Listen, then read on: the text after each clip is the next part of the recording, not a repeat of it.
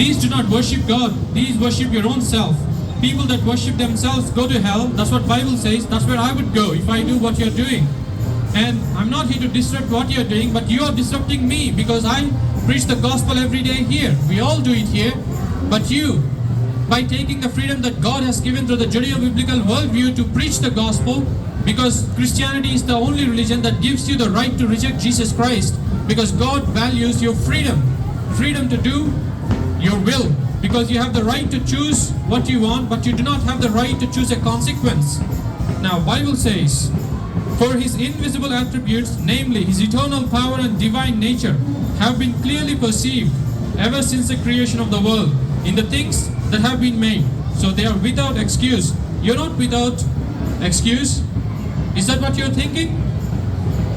God knows. God knows what is happening. He's on his throne and he's seeing at Belfast right now. And what is he saying? Lifting up the name of God or lifting up the idols of the enemy? Right now, think about it. You may think God is not seeing all of these things. God is seeing. Are you worshiping God in your heart? Are you speaking the truth? Are you thinking the truth? Look what the word of God says. For although they knew God, they did not honor him as God or give thanks to him. But they became futile in their thinking, and their foolish hearts were darkened. Claiming to be wise, they became fools and exchanged the glory of the immortal God for images resembling mortal man and birds and animals and creeping things. Isn't that what's going on today here? People, instead of worshipping God or worshipping creatures and images that they have made them for themselves, thinking that this is God. Don't you understand? St. Patrick's Day is about St. Patrick. Saint, what does saint is all about? It's about him being set apart from the world.